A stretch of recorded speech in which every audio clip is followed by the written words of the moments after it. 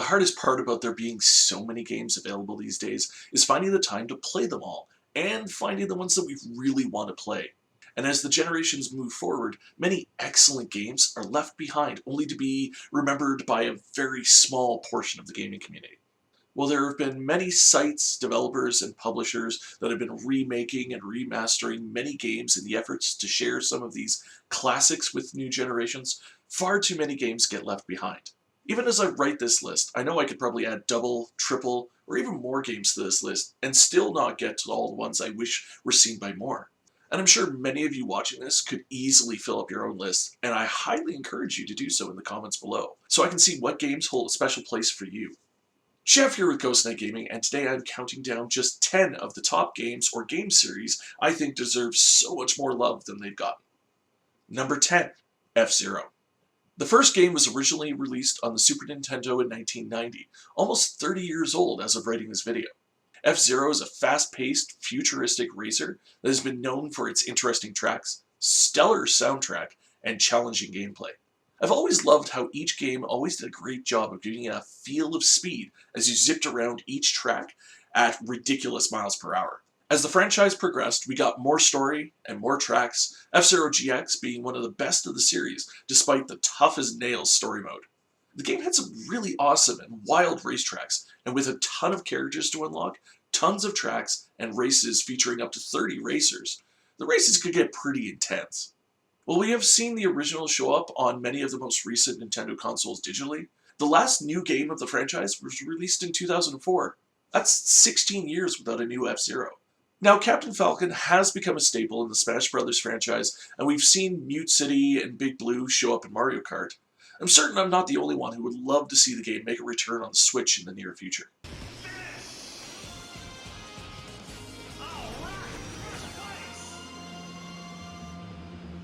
Number 9, Mark of the Ninja. I feel like Mark of the Ninja is too good at being a ninja game. While it got a remaster from last gen to the current gen, it doesn't get brought up nearly enough when talking about excellent stealth mechanics and games with ninjas in them. Playing as the nameless ninja, you will sneak, climb, and use all of your ninja tricks and gadgets to explore each of the 2D stealth levels.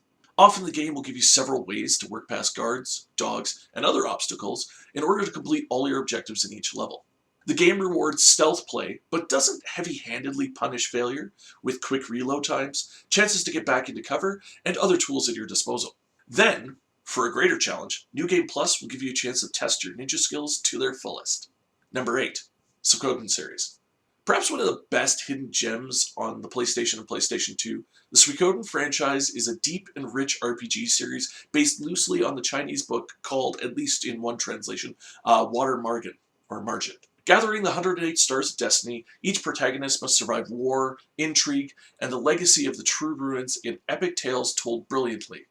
Featuring varying gameplay elements, including regular monster battles, duels, and clashes of armies, each game features many hours of gameplay. The combat system itself is great with up to 6 allies in each battle, and many options including unite attacks, runes, and regular attacks where your position in the team and the type of weapon you're using matters for what enemies you can hit. There are dozens of interesting characters to meet, with those characters you recruit helping to shape the bases you have in each game. Add many adventures, mini games, and even an Iron Chef competition in one game. It is hard to understand why more people haven't tried these games out. And let's be honest, Luca Blight is one of the most terrifying villains in video games even to this day.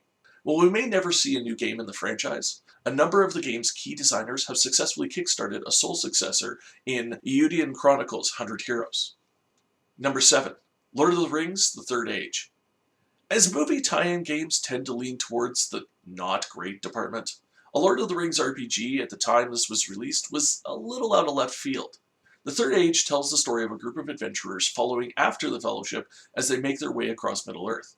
With major set-piece moments including the Balrog and the Battle of Helm's Deep, you get to experience much of the story from a slightly different perspective. Using a battle system very similar to Final Fantasy X, the game has a decent if clunky combat system, and the game plays rather well for its age. One of the interesting features of the game is Evil Mode, where as you complete each part of the story, you can play as the antagonists of those sections, including the Balrog and the Burning Eye of Sauron itself. This mode allowed you to unlock some extra equipment and was rather amusing to play through. While there are definitely some better Lord of the Rings games out there, this is still a decent enough game to give a go if you get the chance. Number 6. RoboTrack. A Tale of a Boy and His Robot. RoboTrack is an NX RPG that was released on the Super Nintendo.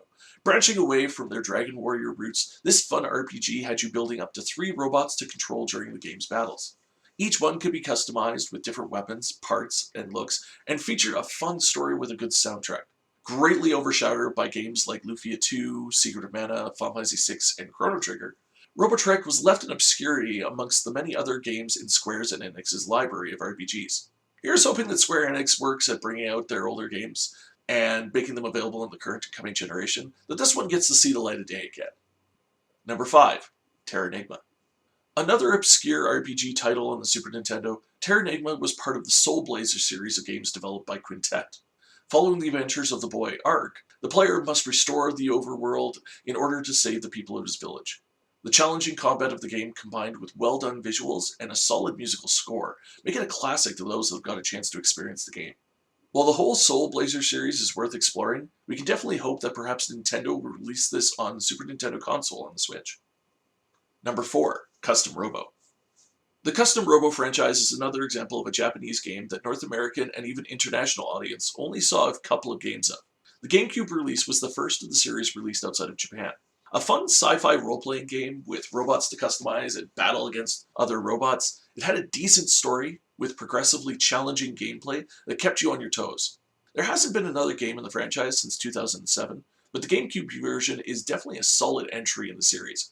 Why can't we have more games with robot customization? Number 3. Extreme G. If you have the need for speed, this is one series worth trying out. Extreme G and its sequels were released on the 64 and the GameCube and feature hyper-fast and futuristic racing bikes that were armed to the teeth. Featuring some really cool and extreme track designs and plenty of bikes, courses, and modes to keep you busy, Extreme G competed quite well with FZero at the time.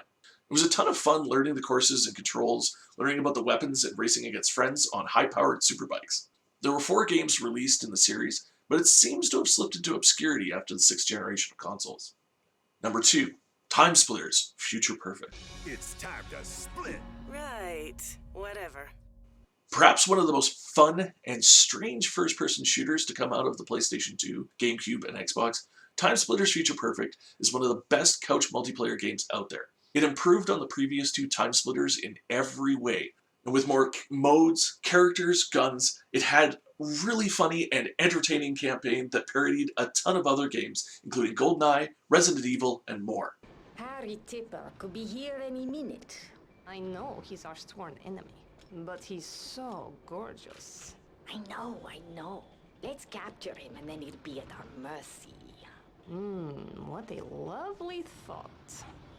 It also featured a robust map editor that gave you a great amount of freedom to create your own maps with tons of options. With the combination of self-aware humor, fun gameplay, and hours of multiplayer chaos, it's really hard to understand why this game didn't get the attention it deserved going into the later generations. There is word that another game in the franchise is in the works, but nothing new has been heard since.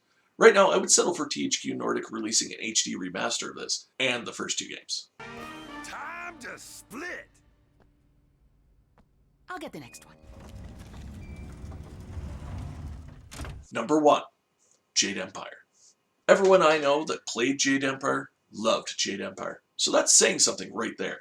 Developed by BioWare, this is a classic example of the brilliance of BioWare's writing power. A deep and interesting story set in an oriental world featuring magic, martial arts, and gods, with lots of characters to interact with, companions you can learn about as the game progresses, and an interesting martial arts style-based combat system. There's a lot of things that Jade Empire did that helped it stand up against other BioWare works. So many of us hope to hear about a sequel or a remaster or anything from this game. So there you have my list of games or game series that are well deserving of a better look. It was definitely hard to narrow down this list as there are so many games that could have been here. A lot of these games and others like them had something that just overshadowed their potential, whether it was mechanics that were received poorly, bad timing of release, or even just a case of bad luck. Share in the comments those games that you wish more people had loved, and share your experiences with the games on the list. If you enjoyed this, be sure to hit that subscribe button, turn on notifications, and see more of these top 10s, highlights, game tips, and so much more here at Ghost Knight Gaming. Have fun, keep gaming, and I'll see you guys again next time. Hey, spaceman, wanna go to a party? Can't. It's time to just do the thing. Groovy.